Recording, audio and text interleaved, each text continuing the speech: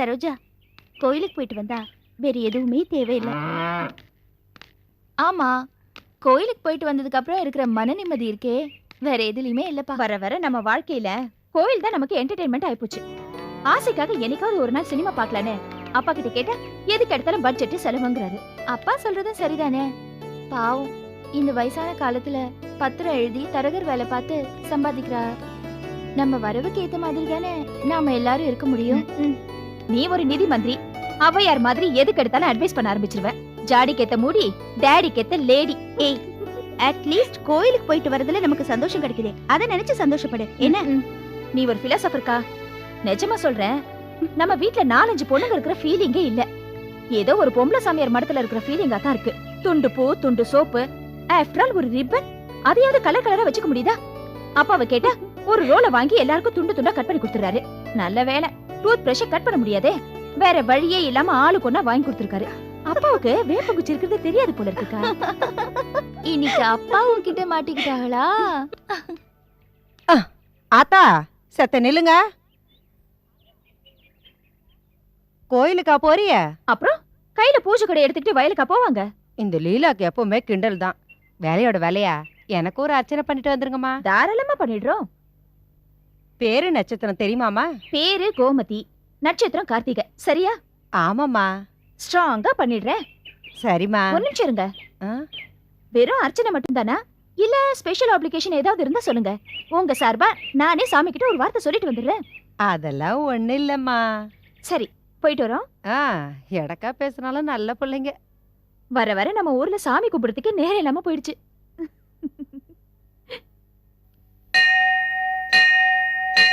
नीराजनन्दर्शयामि सन्ततश्रीरस्तो समस्तसन्मङ्गलानि भवन्तो नित्यश्रीरस्तो नित्यमङ्गलानि भवन्तो.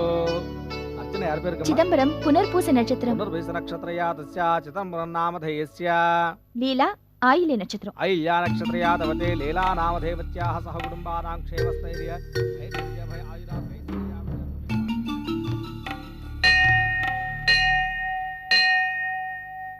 देवसेना समेत प्रसन्न सुब्रह्मण्येश्वर स्वामी देवताभ्यो नमः. ध्यायामि, ध्यानं समर्पयामि, आवाहयामि, आसनं समर्पयामि, नवरत्न खचित दिव्य सिंहासनं समर्पयामि. கோமதிமா அவங்க பேர்ல அர்ச்சனை பண்ண சொன்னதே கோவில்ல உன் பேருக்கு பண்ணிட்டியே, தப்பில்லையா? ஏன்டி இப்படி எல்லாம் பண்ற? அவக மட்டும் சாமி கும்பிட நம்மள ஏஜென்ட் அனுப்பியிருக்காளே, அது மட்டும் தப்பில்ல? தப்புன்னா முடியாதுன்னு சொல்லி தட்டை திருப்பி கொடுத்துருக்கணும். சரின்னு சொல்லிட்டு இங்க வந்து ஏமாத்த கூடாது. என்னக்கா நீ? அவக சாமியை ஏமாத்துறாக, பதிலுக்கு அவளை நாம ஏமாத்த வேணுமா? என்னடி சொல்ற நீ? ஆமாக்கா, அந்த அம்மாவுக்கு பணக்கிற திமிரு. நேரடியா வந்து சாமி கும்பிட முடியாத அளவுக்கு சோம்பேறித்தனம். அதனாலதான் கடவுளுக்கே நம்மள மீடியேட்டராக்க நினைக்கிறாங்க. விட்டா தேர்தல அவங்களுக்கு பதிலா நம்மளே ஓட்டு போட சொல்லுவாங்க போல இருக்கு. அவங்க பண்றது தப்புதான், ஆனா நீ பண்றது அதை விட பெரிய தப்பு. அதை இப்படி பாரு, அவக கடவுளுக்கு அல்வா கொடுத்தா பார்த்தாக, கடவுள் ஏன் மூலமா அவளுக்கு அல்வா கொடுத்துட்டாரு. நீங்க 2 பேருமே ஃப்ராடு. பாவம், கடவுள் தான் உங்க 2 பேருக்கு நடுவுல மாட்டிக்கிட்டு முழிக்கிறாரு. அதெல்லாம் ஒண்ணு இல்ல, கடவுள் என் மேல பரிதாபம் தான் படுவாரு. யாரோ ஒருத்தன் திருடி கோயில் கட்டினத சாமி ஏத்துக்கல, அதே மாதிரி என்னோட ஃப்ராட் அர்ச்சனையை பார்த்து சாமி மனசு மாதிரி ஒருவேளை அருள் புரிஞ்சாலும் புரியலாம். அம்மாடி சத்த நில்லுங்கோ.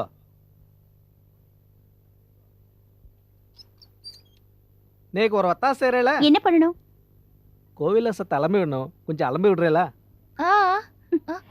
இல்ல, எங்களுக்கு வீட்ல கொஞ்சம் இல்ல வெளியில வேலை இருக்கு. இல்ல, நீங்க 2 பேரும் போங்க, நான் இருந்து கழுவி விட்டுட்டு வரேன். இந்த நாம என்னதான் சமாளிச்சாலும் இந்த சரம் நம்மள காட்டி கொடுத்துரும். வா போல, வீட்டுக்கு வா, உனக்கு கவனிச்சுக்கிறேன்.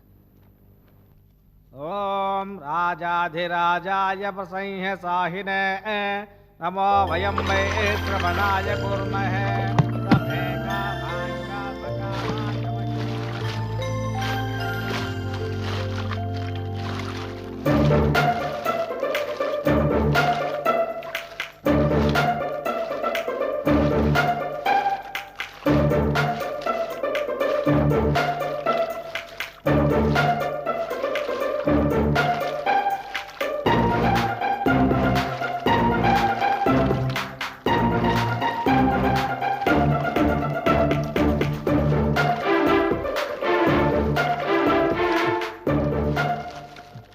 என்னங்க, நான் கொடுத்த லெட்டரை படிச்சீங்களா?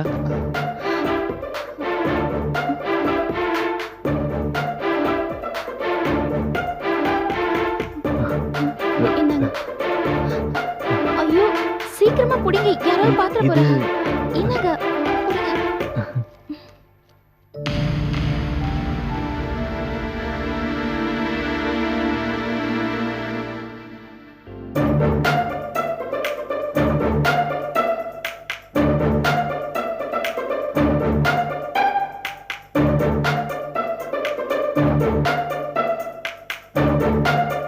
என்னங்க ஒரு நிமிஷங்க. என்னங்க நீங்க என்ன பதில் லெட்டர் தான் கொடுத்தீங்கன்னு நான் வாங்கி பார்த்தா என் லெட்டரே திருப்பி கொடுத்துட்டீங்களே. ஒட்டுனது ஒட்டினபடியே இருக்கு, பிரிச்சு பார்க்காம கூட கொடுத்துட்டீங்களே. உங்க லெட்டரை பிரிச்சு பார்க்காமலேயே அதுல என்ன எழுதியிருக்குன்னு என்னால புரிஞ்சுக்க முடியும். அத படிச்சு வர பார்க்கணுமா? உங்களோட பதில் என்னங்க? உங்க லெட்டரை திருப்பி கொடுத்தனே, அதான் என்னோட பதில். அப்படின்னா உங்களோட கடிதத்தை, அதுல இருக்கிற காதல ஏத்துக்க நான் தயாரா இல்லைன்னு அர்த்தம். எங்க என்ன காரணம்? ஒரு காரணமும் இல்ல. என்ன பிடிக்கலையா? இது பாருங்க, உங்களை எனக்கு பிடிக்காம போறதுக்கு ஒரு காரணமும் இல்ல. அதே போல பிடிக்கிறதுக்கும் ஒரு காரணமும் இல்ல. ஏன்னா நம்ம ரெண்டு பேருக்குள்ள எந்த சம்பந்தமும் இல்ல. புதுசா ஒரு சம்பந்தத்தை உருவாக்கணும் தாங்க லெட்டர் கொடுத்தேன். நமக்குள்ள அப்படி ஒரு சம்பந்தத்தை உருவாக்கிக்க எந்த அவசியமும் இல்ல. ஏங்க? பாத்தியலா, உங்களுக்கு ஒவ்வொன்னுத்துக்கும் விளக்கம் தேவைப்படுது, காரணம் தேவைப்படுது. ஒவ்வொன்னுத்துக்கும் ஏதாவது காரணம் இருக்கணும்னு சட்டமா என்ன? உங்களை லவ் பண்றதுக்கு இன்னொரு பொண்ணு கிடைப்பா. என்ன கல்யாணம் பண்ணிக்க ஏற்கனவே ஒருத்தர் இருக்காரு. நாம ரெண்டு பேரும் அவங்க வேலையை பாப்போமா? ப்ளீஸ். சாரிங்க, இது எனக்கு தெரியாம போச்சு, என்ன மன்னிச்சுக்கோங்க. எங்க இனிமே என்ன பிரதரா நினைச்சுக்கோங்க. இது நீங்க முதல்ல சொன்னதை விட ரொம்ப அபத்தமா இருக்கு. அது எப்படிங்க கொஞ்ச நேரத்துக்கு முன்னாடி என்ன லவ் பண்றேன்னு சொல்லிட்டு இப்ப பிரதரா? இதுக்கப்புறம் என்ன டிஸ்டர்ப் பண்ணாம உங்க வேலையை மட்டும் பார்த்தா போதும்.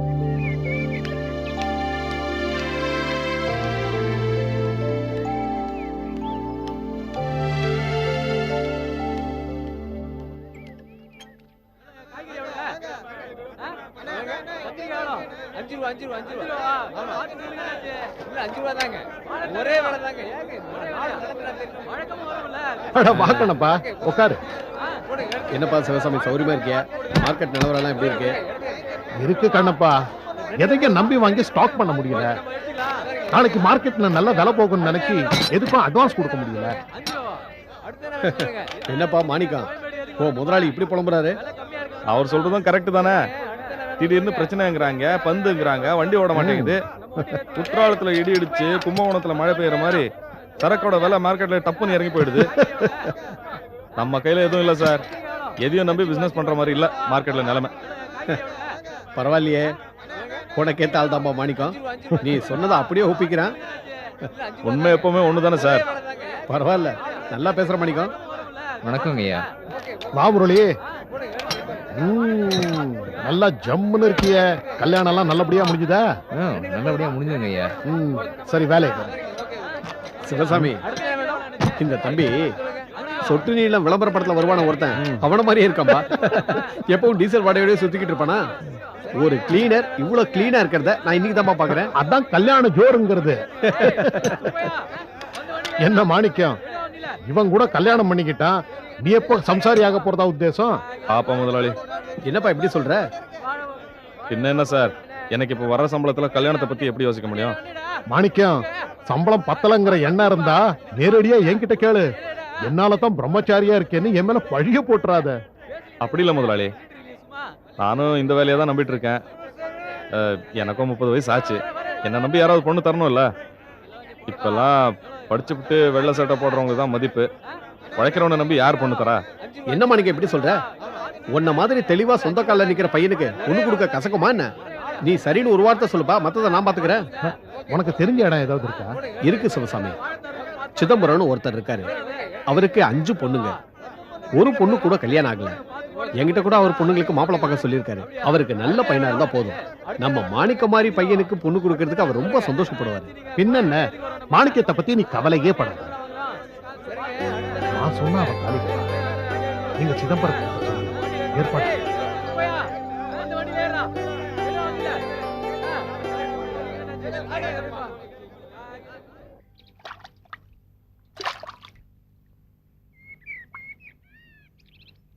ஏய் என்னடா லேட்டு ஊரை சுத்திட்டு வர்றியா? ஊரை சுத்திட்டு வரேனா? கோயில் பக்கம் நம்ம கடை இருக்குல்ல, வசூலுக்கு போயிட்டு வரேன். கொடுத்தானா? எங்க வியாபாரம் கம்மியா, நாளைக்கு தரேன்னு சொல்லிட்டான். எவ்வளோடா தரணவன்? 30 ரூபா. 30 ரூபாயா? ஆ, 30 ரூபா கூட வியாபாரம் இல்லாம என்னடா கடை நடத்துறான்? டேய் இவன மாதிரி ஆளுக்கெல்லாம் அட்வான்ஸ் வாங்காம இனிமே சோடா போடாத என்ன? அப்புறம் சோடாவே வேணாம்னு சொல்லிடுவான். ஓஹோ சோடா வேற வேணாம்னு சொல்லிடுவானோ? அவன் கிடக்கிறான் அர்த்தம் முடிச்சவ, அவனுக்கு இனிமே சோடா போடாத விட்டுரு. அண்ணே, ஒரு முக்கியமான விஷயம். சொல்லு. நம்ம சரோஜாமாவை கோயில்ல பார்த்தேன்னு. சரி. ஒரு பையன் அவங்க கிட்ட வந்து பேசினா, இவங்க அவங்கிட்ட ஒரு காகிதம் கொடுத்தாங்க.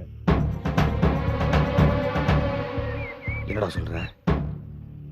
அப்புறம் அப்புறம் கொஞ்ச நேரம் பேசிட்டு இருந்துட்டு வந்துட்டாங்க. எனக்கு என்னமோ சந்தேகமா இருக்குதுங்கண்ணே. என்னடா சந்தேகம்? சொல்லு, சும்மா சொல்லு.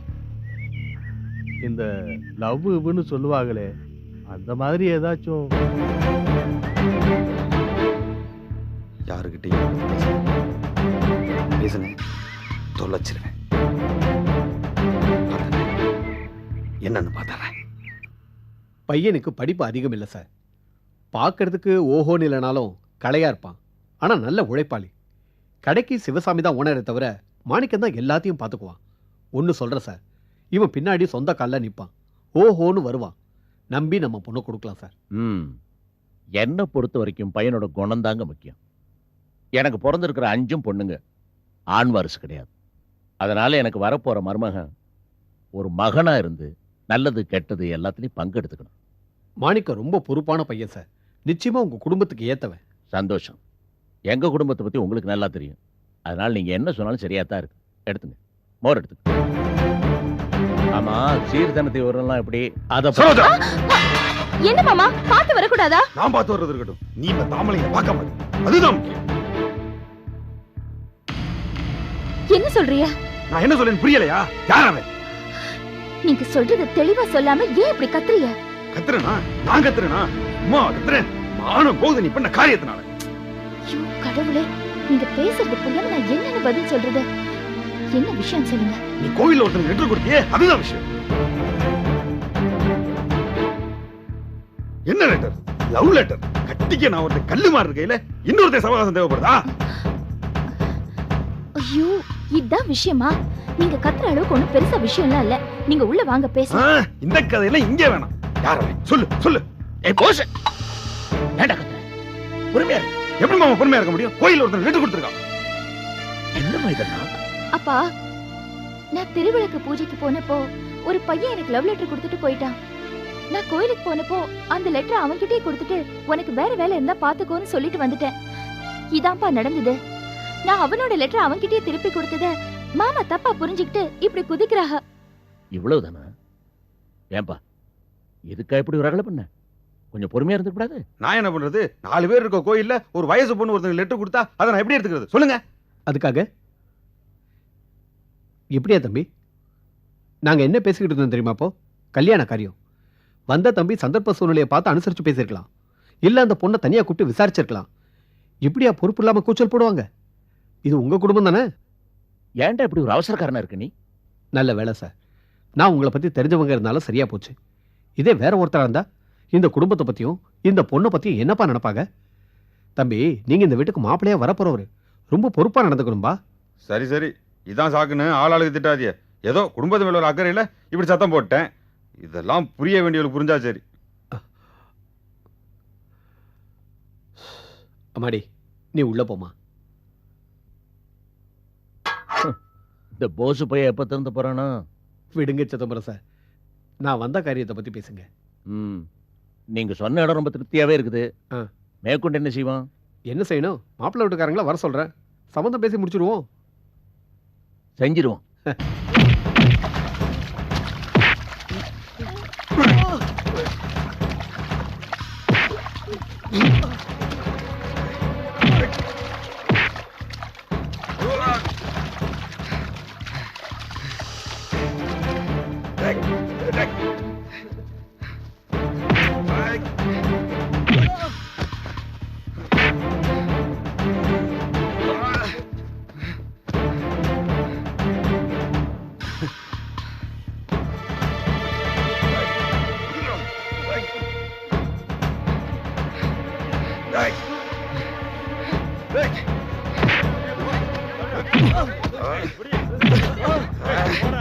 ஏய் நாயே, இன்னைக்கு இனிமே வீட்டு பக்கம் வந்து தலை எடுத்துருவேன்டா.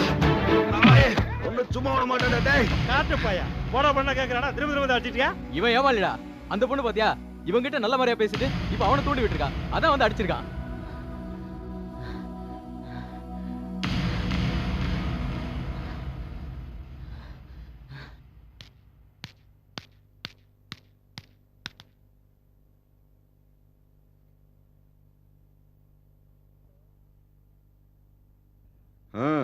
என்ன அலங்காரமா?